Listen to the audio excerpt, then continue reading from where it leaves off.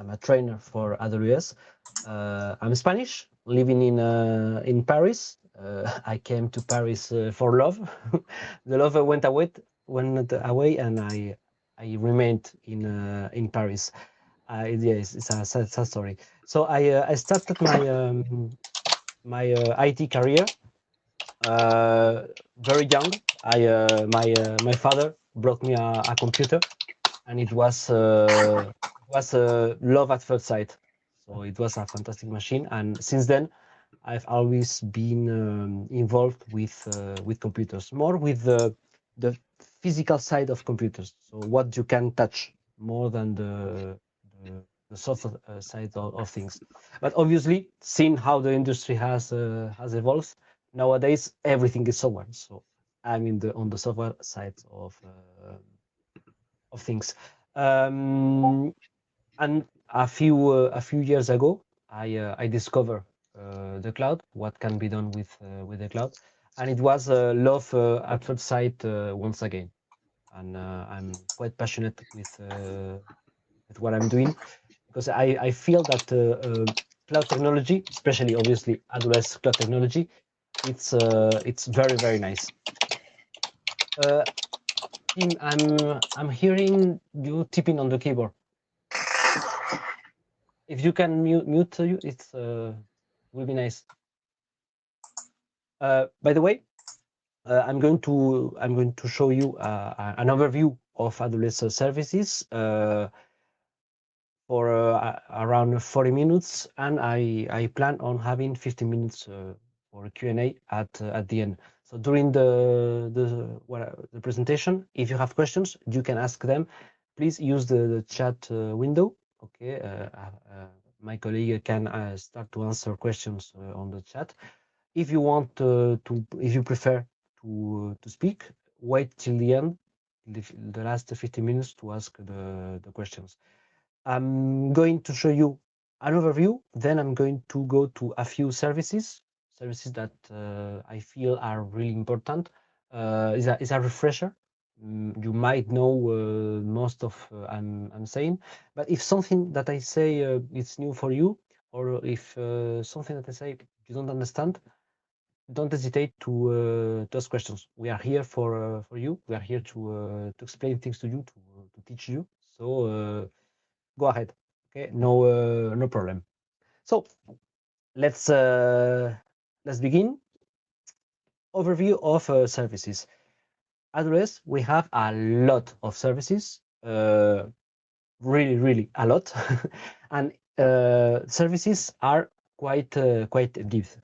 This means that they have quite a lot of functionality. That means that you don't have to know every single one. Nobody does. Okay, you can know the name, but nobody really knows in depth all the services. The idea is that you should know the basic services, have an awareness of all the services, just an awareness, and then it's going to be your work, your day-to-day work, that's going to steer you to the services that are most useful for you. So we have a few categories, quite a few actually. We have infrastructure services. Let me, yeah. Okay. So infrastructure services, those are the basic infrastructure that allows everything to work. As you might know, I hope you know, our global infrastructure is divided in regions, which contain availability zones, which are data centers, plus point of presence to accelerate access to data from the users. This is important because it's the basic from where everything else it's built. A lot of services talk about being multi-AZ. That means using several data centers at the same time, which is very good for availability. If something happened to an AZ, which is rare, by the way, but it could happen, this will not bring down everything else. So when you create a service, you should try to make it multi-AZ. It's better from an architectural point of view.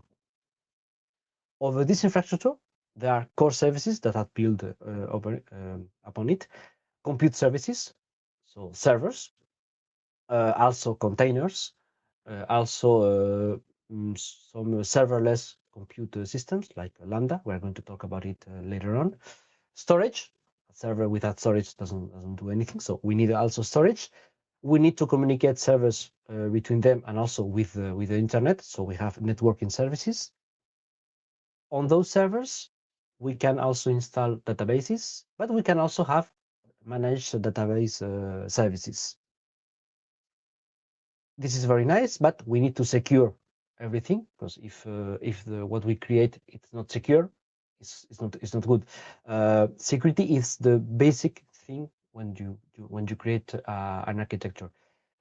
Without this security, people are not confident in doing things in the cloud, so they won't approve the project. And a security failure, a security break, it's a very important thing. So we absolutely must think on security at every single step when we are working with AWS, when we are creating an infrastructure, when we are setting things up.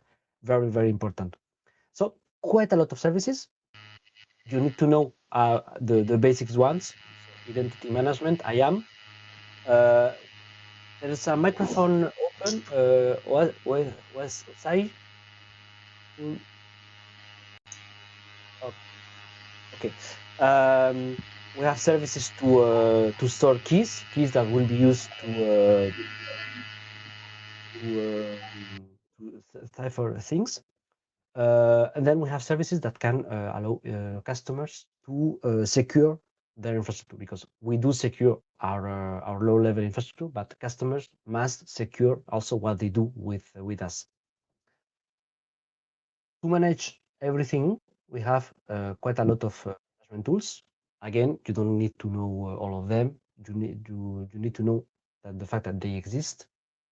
Some of them are very basic, like CloudWatch, to have performance metrics. Also to have logs, centralize the logs of your applications. But we have services that are more advanced. For example, if you want to manage 1,000 servers and you want to ensure that every single one of them is patched or has the correct configuration, we have services to do that. You are only going to use this service if you are in the case where you are tasked with managing 1,000 servers or 100 servers. If you are more into development, obviously this won't be your bread and butter. You might find a lot of cases where there are projects to migrate things that already existing on the data center, on the old data center of your employee. They want to migrate to AWS. So we have services to do that. To do that in a controlled way without disrupting operations. We have services to migrate just data. I have a lot of terabytes of data. I want to migrate them quickly. Or if I have a service, I want to migrate the service with as small as disruption as possible. We have also services specialized to migrate databases. I want to migrate a database. I want the same. I want to migrate it with the fewer disruption possible. A lot of clients are in the halfway to the cloud. That means they still have things that are on-prem, and they have also an AWS cloud presence. So they are working in what we call hybrid architecture. So things on-prem and things on the cloud. We need to make this work. So we have services specialized to connect both works from the network point of view, but also services that allow both worlds to interoperate. For example, transfer of data, share file systems that can be used at the same time from the cloud and from on-prem. For clients that are very big or more, so to say, enterprise, we have things like, for example, virtual desktops. With COVID, for example, it was something that was very used. The thing that I need a virtual desktop with a few mouse clicks. You have virtual desktops. Clients that are quite advanced into their cloud journey, they are using machine learning or artificial intelligence services. They get a lot of data, they process the data, and they come up with innovating solutions to innovate, to have better services for their own customers. And we do have quite a big set of services specialized for those kind of tasks. Again, if your projects don't involve machine learning, you are not going to really use them. But it's a good idea to know that they exist. Someday you might need them. Exactly the same for what it's IoT. IoT, it's the fact of having lots, hundreds, thousands, tens of thousands, millions of small devices all over the world sending data to AWS. So we have services specialized to deal with this kind of situations. With all this data that those services are going to send, we can do analytics, can do what we call the big data, and come up with meaning for all this information, this data. We have services specialized for those that are more on the dev side of things. This is the DevOps side of things to automate deployment of architectures, deployment of applications. We have also services specialized for those that want to develop mobile applications and they want to integrate with AWS. They want to have a seamless way, for example, to authenticating with AWS. Also, for those that will do more of an integration job, integration meaning I'm going to take several products and make them work together. Products that are not only from AWS, but also from other partners. We have the marketplace with a wide range of already made products that can be quickly bought so that they can be integrated to create a better solution for the end user. All this, it's going to need some kind of support. Good thing that we have a very good support from the pure technical support point of view, but also we have quite a lot of people working to support our customers.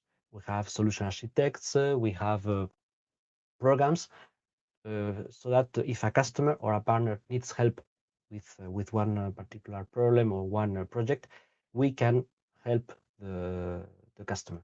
So the thing is, you are never alone. If what you want to do exceeds what you know how to do, you can also call us and we'll gladly try to help you into doing what you want to do. Our objective is that the end user is it's happy, that the architecture is well done, that everything works. So we are going to put a lot of effort into this being true. So a lot of services. Again, you don't need to know all of them, but I think it's a good idea to have an overview of the kind of services that we have. I think we have around 200, maybe a little bit more services. New services are coming up all the time. New features are coming up all the time. So obviously, nobody can follow exactly everything that happens. So focalize yourself on the services that are more interesting for you.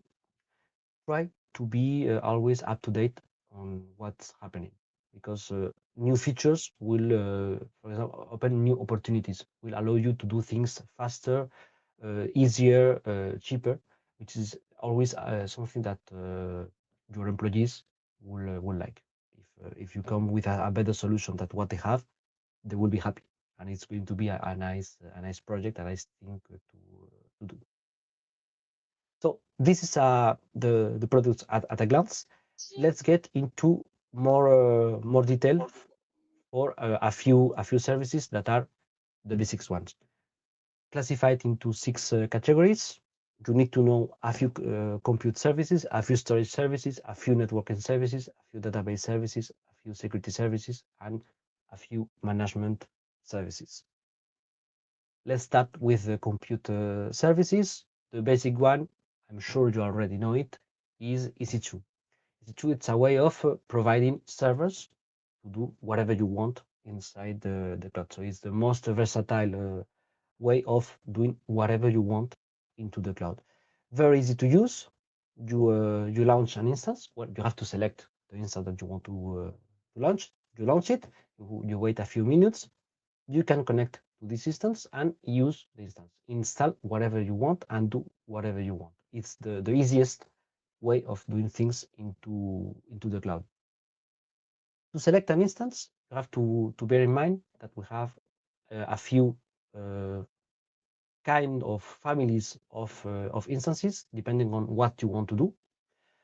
If you are unsure, just use a general purpose instance which is balanced into the amount of CPU and RAM it has.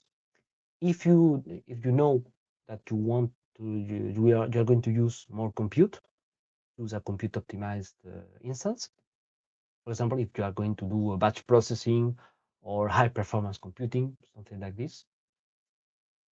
On the opposite, if you know that your application is going to need more RAM than a CPU, use one of the multiple memory optimized instances that we have. For example, databases. If you don't know, you can always start with a general purpose, observe the performance of the application, and then decide, because you can always change the instance type afterwards. And this is one of the advantages of the cloud for instances, but for all the rest, decisions are not final. You can try things, you can experiment. If it doesn't work, it's not a big deal. You can go back and change things. It's a very big advantage if you compare with what was done before on premises, on all data centers. Two more specialized kind of instance types. It's if you want to do accelerated computing, meaning you want to do machine learning, for example. Well, we have instances that have GPUs to do that. Or if you want to do video editing, for example, we have instances that can do that.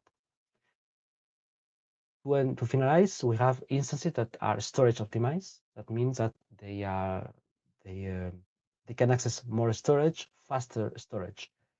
Very specialized use case, but it can happen. Again, start with general purpose, then switch once you see how your application it's working. Inside of each one of those types, you can select different sizes. It's like with clothes. You have small, medium, large, X large, 3x large, 24x large. So select a family, then select a size inside of the family, and select what kind of operating system you want. Linux, Windows, it's your choice. So this is if you want to use normal servers. But we also have container services. The idea of a container is to streamline the deployment of application, and also to be able to more quickly launch services. When you are using virtual machines, instances, if you are launching 10 instances, you are launching 10 copies of a guest operating system. It's going to consume resources. It's going to be somewhat slow. If you go to containers, you have a single operating system, and to launch a container is just to launch a process. So it's much quicker. It's also very good for developers, because they can develop on their own laptop, create a container, push this container to the cloud, and it's going to work, because the container contains, pun intended, the container contains the application, the libraries, and all the dependencies. So it's a bubble that's portable. You can run it on your laptop, or you can run it on AWS. It's going to run. If you go to virtual machines, there's always the issue of it works on my computer. Why doesn't it work on the cloud? Because the OS is not exactly the same, because the version is not exactly the same, because there is a drift between environments. With containers, this is solved. So faster to deploy, more efficient from the technical point of view, from the performance point of view, and more portable, which is why containers are all the rage nowadays. it's what's most used, is the big tendency that we have. So containers, very nice when you want to deploy one or two. Problem is, on the real world, you are going to need to deploy hundreds or thousands of containers. So we need something to be able to orchestrate this deployment. Good thing we have not one but two different services that allow you to do exactly that. Orchestrate what container to run and where to run it.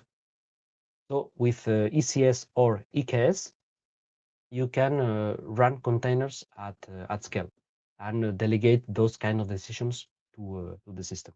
Only concentrate on what's important to do, which is the code that's running. But still, you need to think about versions. You need to think about putting, for example, a load balancer. You want several containers to be web servers. You will need to put a load balancer and ELB. So still, if you are a developer, you still have to think about infrastructure. So what can we do? Well, we can go to serverless compute services. The idea is that, well, with virtual servers, even with containers, you have to think about servers. You have to think about code. Servers are not really interesting for developers, so let's make them only think about code. Let's abstract the servers so the developers only have to think about the code. And this is exactly what AWS Lambda does. The idea is that you create some code, a function, okay, open source code or compiled code. You push it to AWS, and by, so to say, magic, it's going to run. So really, really simple from the developer point of view. Just need to upload the code, select what's going to trigger the code to run. So an HTTP request, for example, a file that's arriving to a file system, for example, some kind of event, and this is going to run the code. And you are only going to pay for the time the code runs, and you are not going to be need to be bothered with how is it work. It's under the covers. We manage all the infrastructure for you. You as a developer only need to care about what code you want to run. So it's really a revolutionary way of thinking about computing, thinking about servers without servers, serverless. Lambda, it's the most known service that we have on this serverless way of working. It's not the only one, but it's the most known. Okay, you can also do the same thing with, for example, databases. So we have the compute part. We need to store things somewhere. We think that we have quite a lot of services to do storage. Storage can be divided in three kind of storage. We have block storage, like hard drives. We have object storage, which is storage on the web, and we have file storage, which is storage, like, for example, on a NAS, on a file server. Block storage, as I said, hard drives. They are going to be directly connected to an instance. It's on this block storage when you are where you are going to install the operating system, when you are going to install your applications. Our service, it's called EBS, Elastic Block Store, and it's a very powerful system that allows you to do quite a lot of operations. You can increase the size when you need. You can change the performance characteristic when you want. You can do snapshots, which is a way of doing backups. Okay. So yeah, EBS, the service that you will use normally to store the applications of your servers. But we also have object storage, which, as I said, is a storage on the web, publicly available. You use it by using HTTP. It's a way of storing big amounts of data on an unlimited way. You can store as much data as you want. Each document, it's an object with data and metadata, as much metadata as you want. Those objects are going to be put into buckets, unlimited number of objects into an unlimited number of buckets. So you don't have to think about, do I have enough space to store? Yes, you always have enough space to store. You just need to manage who do you want to access those objects, and you have some tuning to do. You can select cheaper storage or more expensive storage with different characteristics depending on how often you access files. You can also activate advanced functions like versioning or replication between regions and so on. Also, very useful, the idea of running a web page directly over S3. So you don't need a web server. If you want to have a web page, you can just put the objects into S3, the HTML files, and S3 will be your web server. The last kind of storage is the file storage. So as I was saying, the NAS, network attached storage, the file server. So it's a way of sharing files between operating systems. For example, a configuration that you want to share between different servers, some data that you want to share between different servers, or for example, data that you want to share between on-prem and the cloud. You have a service on the cloud, servers on-prem, you want them to share data, you can do that with file storage. For this, we have one main service, which is Elastic File System, which is based on Network File System, NFS, which is the Unix way of Linux way of doing file serving. We also have FSX for Windows. If your environment is mostly a Windows-based environment, you have the equivalent. So it's the file shares for Windows or the file shares for Unix for Linux. In all cases, it's a managed service, so you don't have to think about the details on how it's implemented. I just need a file server, click with the mouse, I have a file server. And I can concentrate into much more interesting things that it's to provision a server and install or configure a file server inside the server. Very interesting also, databases. And with databases, we have the same thing that with file servers. It's, what do I want to do? Do I want to manage the database by myself? Same thing, same way as do I want to manage the file server on my own? Or do I prefer to delegate the management of this database, of this file server, to AWS, and then I can concentrate in something that's more interesting than just patching a server or updating a server. With databases, we have also the decision to make of what kind of type of database do I want. Do I want relational databases, which are the traditional databases, or do I want a non-relational database, which are the newest way of doing database? Relational database, it's simple to understand. It's what most people are used to. It's what you are mostly going to find on the clients that are been doing IT for decades. Non-relational database, it's newer. It has a little bit more constraints on how to use it, but it has the advantage of being cheaper and faster. And once again, it's the tendency of the IT industry to go from relational to non-relational, but you do need to know both of them because you are going to find both of them in the market. So relational databases based on SQL, those are the traditional databases. So names that I'm sure you know, like MySQL, PostgreSQL, Microsoft SQL Server,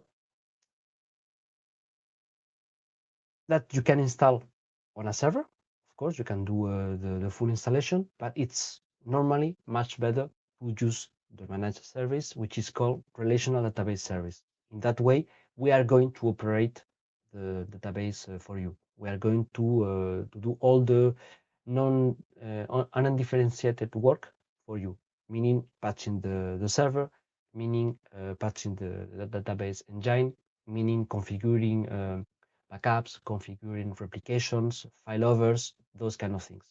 Things that are time consuming and don't really bring value. The value is to come up with the better way of using the data, the faster query, for example.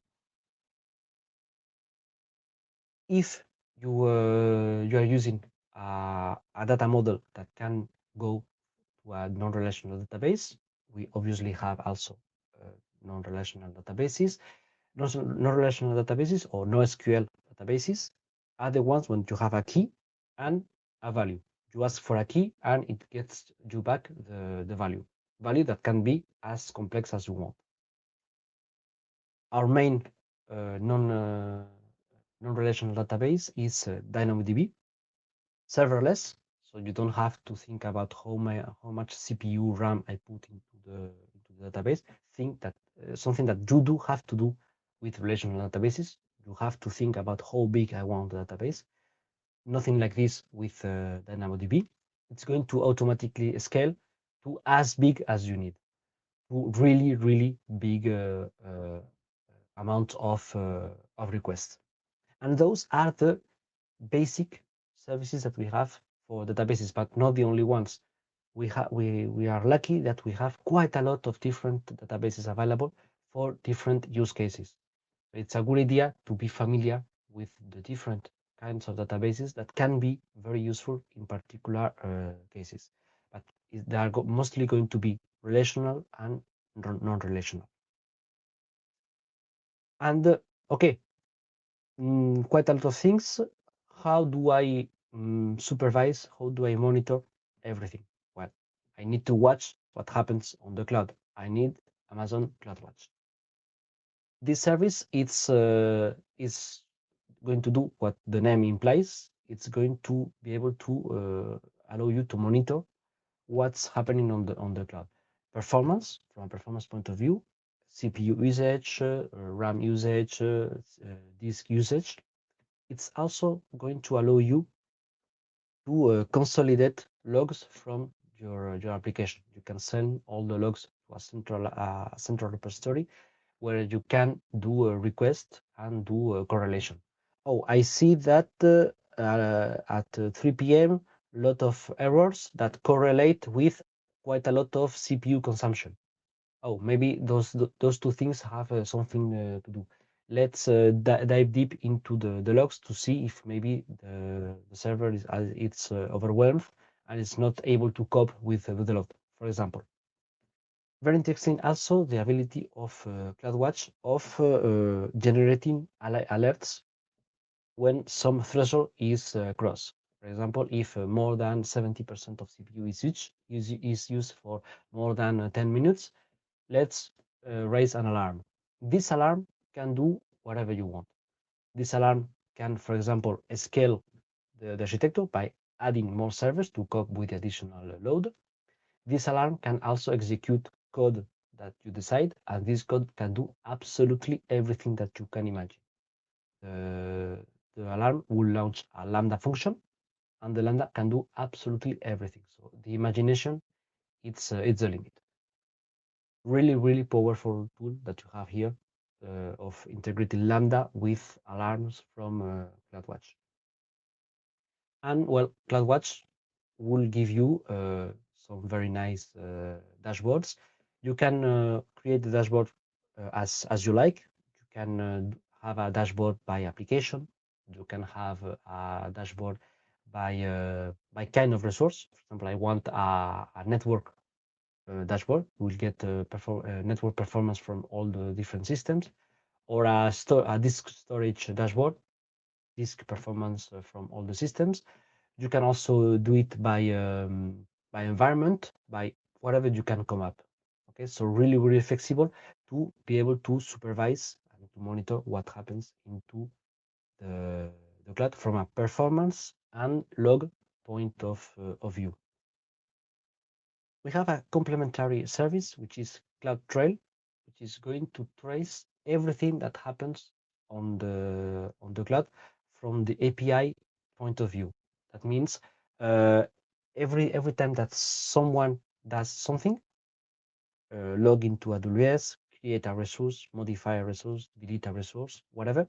Everything is going to be logged into CloudTrail. So this allows you to trace everything and be sure that nothing happens that you are not aware of. And for example, an example of using machine learning, CloudTrail is going to, by using machine learning, is going to warn you if something strange, something new has happened, something that is suspect. Then is going to be your task to investigate and see if this is a normal activity or not. But CloudTrail is going to already tell you, this is not normal. Maybe you should have a look. And with this same idea, we have quite a few services actually that have this kind of way of working. They're going to supervise what is happening on the cloud, and if something strange, something that's not usual happens, they're going to warn you. So the cloud, it's a rabbit hole, meaning that there are quite a lot of services which go very, very deep. So my, as I was saying before, my recommendation is to have a good overview, a good knowledge of the basic services that you are going to encounter every single time in every single project, in every single employer. And then over time, try to specialize on those services that are most interesting for you. If you are mostly a developer, go to developer services. If you want to work with a lot of data, go to, for example, analytic services. If you want to work with, I don't know, small appliances all over the world, go to IoT services. Don't try to know everything about every single service. Have a good basic knowledge of the basic services, then go deeper into the services that are most interesting for you or most needed into in your employees. Over time, you have a path from a certification point of view that it's has the same idea as what I was just explaining. To start with foundational, so the cloud partitioner. It's an overview of all the services. Then what people do once they start working with AWS is to try to certify up, to come to obtain more advanced certifications. Normally, what most people do is to get some certification from the associate level, which means I've been working with the cloud for at least 1 year. Depending on the kind of work you do, it could be architecture, it could be operations, it could be developer. Okay, so you get your certification, which is very well known in the industry. It's going to really help you on your prospect and your employability. You continue working. After a few years, you can decide to either go to the professional level, which is a very, very respect certification, or if you prefer, you can go to a specialty certifications. If, for example, you are passionate about security, okay, you can go and try to obtain the security specialty certifications. Once you have one of either the professionals or the specialty certifications, the market is really, really going to open for you. It's really easy to get work once you get to those certifications. Even with those ones, the market it's hungry for people with those kind of certifications. And well, this is all that I wanted to show you at first. Now, if you have questions regarding what I've just explained, or something that I haven't explained, go ahead. I'm here for that. So, do you have any questions about what I have explained or not explained? Services that I have covered or not covered? Mics are open. Go ahead.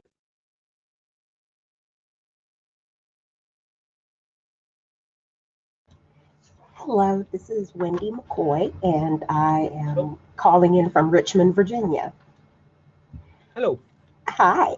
I have a question about when you go into the security specialty, which route would you suggest we go? I have my practitioner. I'm working on the something next, the solutions architect.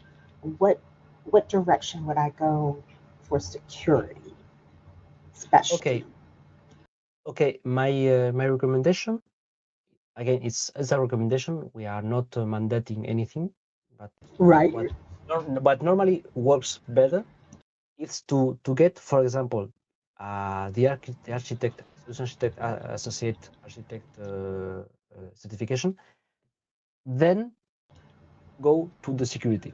Why? Because security assumes an architect associate level of overall knowledge. It's going to talk about quite a lot of services, quite assuming that you already know them. So to try to do this, you can do it if you really want to do that. It's doable, but it's going to be much more difficult. It's easier to go first to a solution architect associate, then go to the security. The specialty certifications really go deep into the subject, assuming a lot of things, assuming a lot of knowledge overall, and also you are better going to understand where to use security, why to use security, if you already know a little bit more about the overall way of working of AWS.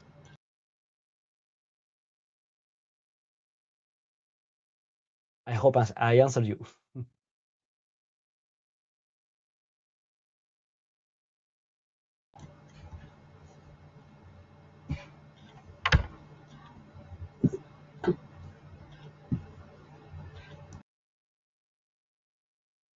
Any more questions? Yeah, I have a question. So, regarding the architect path, because I've looked somewhere that if you want to be an architect, you have to not only get a solutions architect, but also SysOps and developer certification before going into the solutions architect professional certification. So, would that be more of a feasible path, or is there other, can you do it directly from solutions architect? Because I've been certified just on Sunday as a certified solutions architect associate. So, Okay. yeah. Um, Again, not obligation, just my recommendation. It's better to first do the three associate level certifications, then go to the professional level. There's quite a big gap between those two. It's exponentially more difficult to be a professional than an associate, and architect professional is going to assume quite a lot of knowledge, quite a wide amount of knowledge. Being a developer associate and being SysOps administrator associate is going to help you into the solution architect professional. Okay, and also does most cloud architect jobs involve a lot of application development like coding or Mhm. It really depends. It really depends on when you are. An architect is yeah. not someone that's supposed to be a developer. It needs to be familiar with code. It might need to develop a little bit, a little script or come up with a CloudFormation template, but it's not a developer. Developer, Oh, it's a different job. A DevOps, it's a different job. That's why it's that two different certifications. because I heard that I think someone told me that you start with becoming a DevOps engineer, then you become an architect. It's one of the ways. It's one of the ways. Myself, personally, I went directly to the architect job before being DevOps because I'm not a developer myself. Yeah. I'm a solution architect professional. Why? Because I know how the different services work together, when to use one service, when to use another service, limitations of the different services, advantages and disadvantages of the different services. But I'm not uh, as expert into how to really operate at scale the cloud, how to operate a cloud with thousands of different services. This is the job of a DevOps engineer. You know, Okay. an architect it's mostly I'm doing a caricature here. It's mostly doing drawings, okay, Yeah. on a whiteboard, while a DevOps engineer is mostly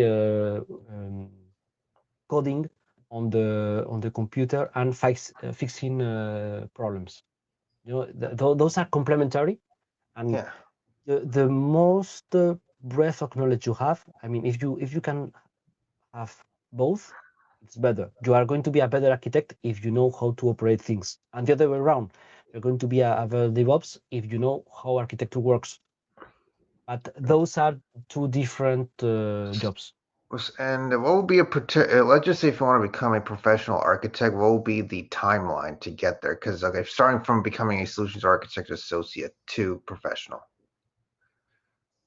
It really depends on several factors. If on your normal work you are always being exposed to different services, different projects, you are in a position when it's a very diverse environment, it's really going to help you into achieving the professional certification after 1 to 2 years. If your job, you have a few different architectures that don't evolve that much, then the gap is really going to be quite big. So you are going to need to study quite a lot. In any case, to obtain a professional certification, you do need to study. There's no way around that. It's at an advanced certification. It expects from you a lot of knowledge about a lot of services, and most people don't have this just by working, on my Okay. experience. So to sum up, I'd recommend go there, maybe even go there before going to a solution architect professional or DevOps engineer professional. From a Okay. difficulty view, those Go. two are the most difficult. Then those are slightly easier. Those are easier than so is in crescendo of difficulty. Easiest, more difficult, the most difficult. Okay. Good luck in any case. Yeah. Thank you. Thank you. It's very. It's gonna be a tough one, but yeah. Thank you. But just with those three ones, you can already have quite a lot of very interesting jobs. You can do really, really interesting things. This is quite of an elite certification. A lot of architects that are doing really interesting jobs don't have the professional level. Okay.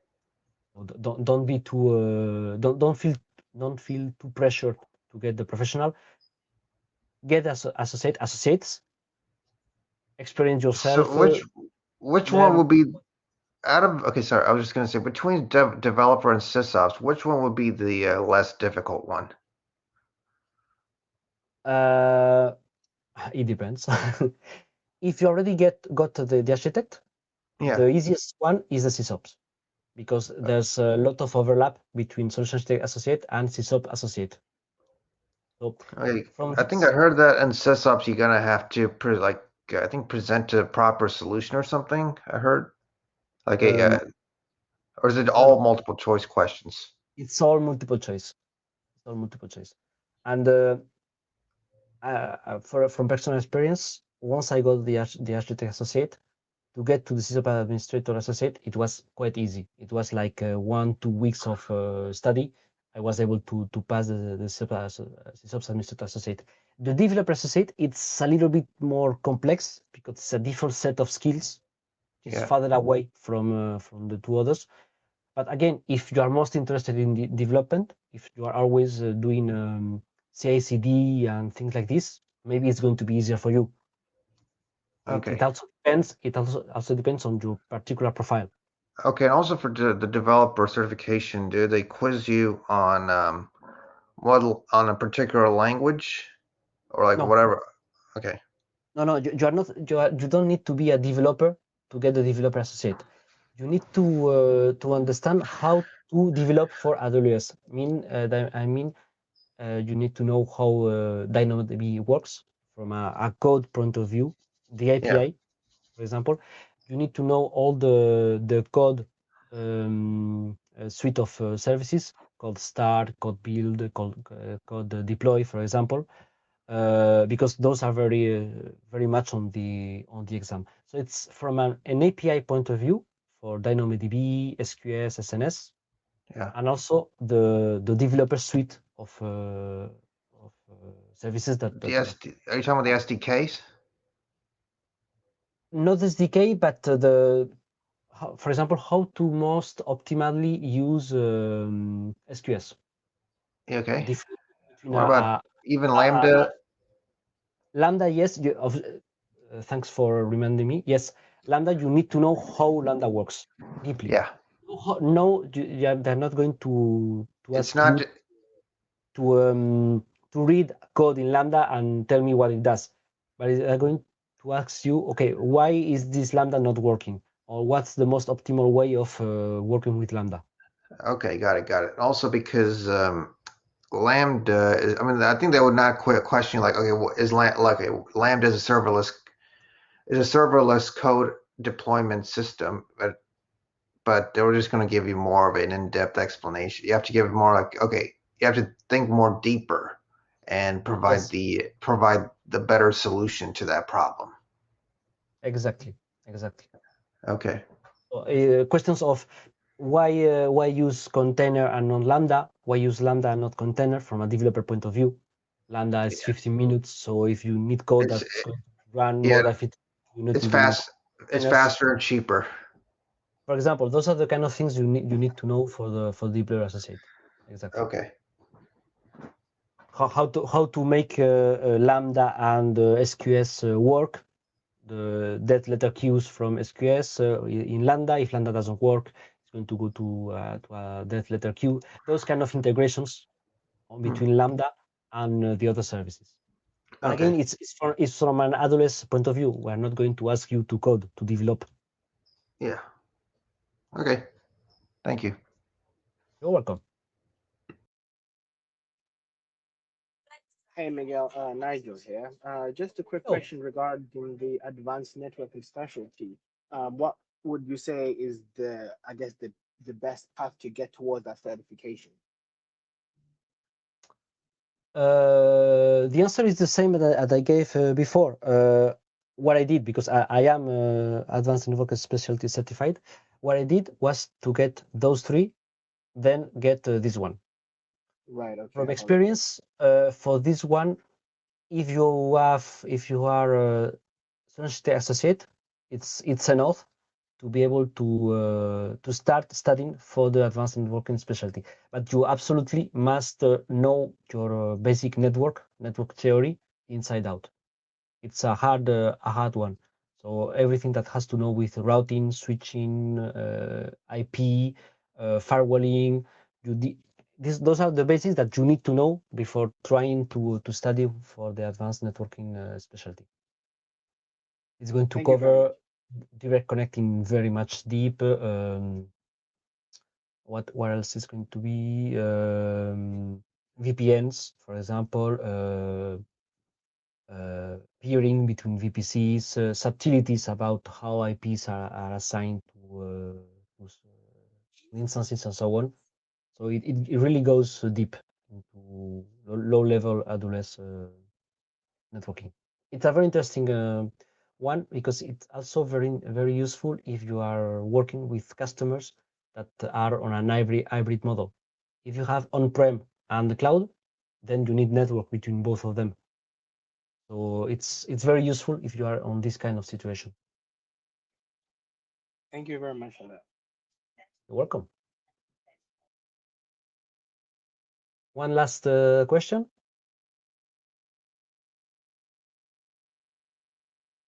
All right, I'll take that last question. Can you hear me clearly, please? Yes. All right. My name is Isagi. I was just my route. Well, I planned my route on the certification path, and my route was to go cloud practitioner, solutions architect, associate, and professional. But after listening to you, well, prior to that, I did think or understood that you had to go the professional before you do the specialty.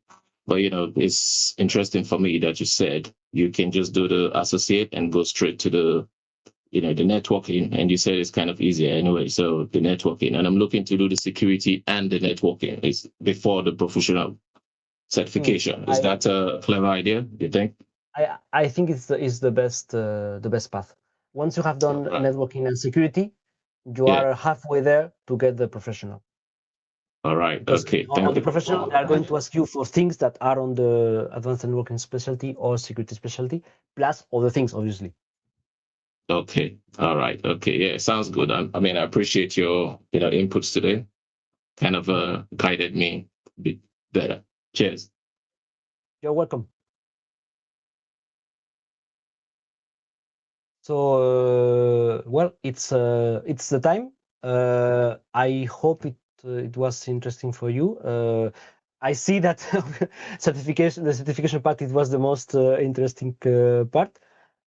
I hope I have answered all your questions. So have a good day. I hope it's morning for you, because I'm in Paris. It's the afternoon. I think for you it might be the morning. So have a good afternoon. have a good rest of the day. Thank you. All right, you too. Thank you very much. It's been wonderful. Thanks, Miguel. Thanks, everyone. Thank you, Miguel. Thank you, Miguel. Bye. Thank you for coming. Yep. Thanks, everyone. Bye. Bye.